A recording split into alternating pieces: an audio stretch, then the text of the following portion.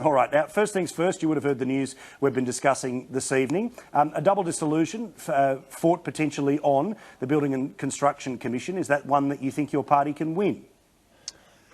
Well, what we've seen, I think, is some intelligent brinkmanship from the Prime Minister today. He wants the Senate to pass the Australian Building and Construction Commission bill. It should pass this bill. The government has a mandate for this bill. It was something that I fought very hard for prior to the 2013 election. We won the 2013 election with a clear mandate for this bill to clean up workplaces, to create more jobs, to tackle corrupt and thuggish union officials. So if it does come to an election on this bill, it will be a government that is in favour of jobs and clean workplaces, and a Labor Party that is protecting dodgy union officials and, of course, wants to hit us with 5 new and increased taxes. Just on this question of what was in the planning and what was in the making, there was an interesting interview tonight on the ABC with Lee Sales and the Prime Minister. The question was, what is the substantive difference between the achievements of the Abbott government versus the achievements and potential of the Turnbull government? There's a couple of things here that are probably worth arguing the toss on, so let's do that now. This is the Prime Minister's answer about what was different between the two governments within the one term. We dealt with Senate voting reform. That was not on the agenda, and it's done.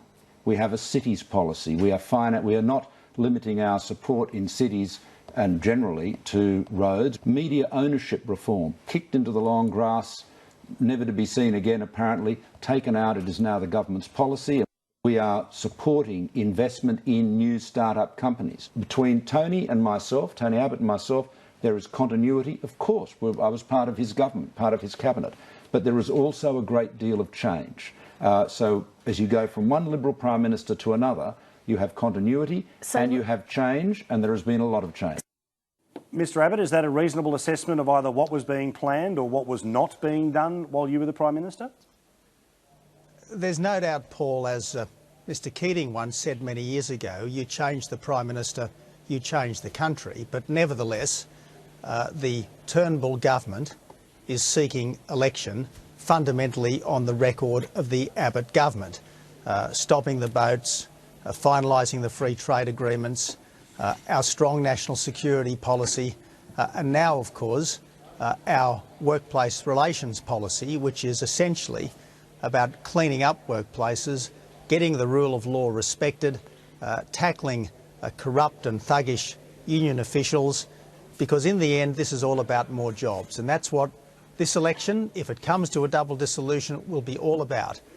A government that wants to create jobs versus a Labor Party which is all about clobbering our economy with 5 new or increased taxes, whether it's the increase tax on negative gearing, the increases to capital gains tax, the increased superannuation tax, the increased tax on workers having a smoko, or of course the carbon tax that's being brought back. And that's why I say that it's a government that believes in prudent, frugal, competent economic management and service delivery versus a Labor Party that's got a seniors tax, a wealth tax, a housing tax, a tax on every worker having a smoko, and of course they bring back the carbon tax. So it will be a very, very clear choice if it does come to an election. Have you had a conversation with Malcolm Turnbull? Will you have a conversation with Malcolm Turnbull about exactly how you're going to play this election? Because let's be honest, every time you open your mouth,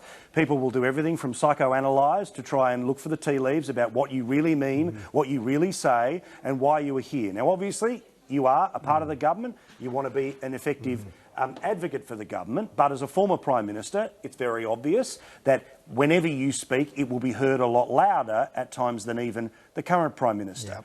What is the plan? How do you speak without being seen to be working against the interests of whom the party have chosen to be Prime Minister?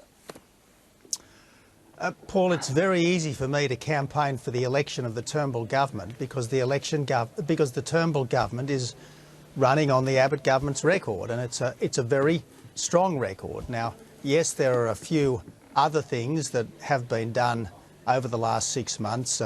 I agree. I wasn't particularly convinced of the need for media reform, but I think that the Prime Minister has put a strong case forward. So there are some changes, but fundamentally the Turnbull government is seeking election on the record of the Abbott government, and that makes me a very enthusiastic supporter of the election of the Turnbull government. My colleague and a key supporter of yours in the media, Andrew Bolt, has gone as far as calling the current Prime Minister a liar for suggesting that Senate reform was something that only came to pass under his leadership and not one involving nothing that happened under yours. Do you agree with Andrew Bolt about that characterisation? Look, I'm certainly not in the business of making accusations about the Prime Minister. I commend the Prime Minister for making the effort that was required to get a better Senate voting system in place. I think it's important that our Senate reflect the real intentions of voters and not the deals of Senate whisperers, preference whisperers.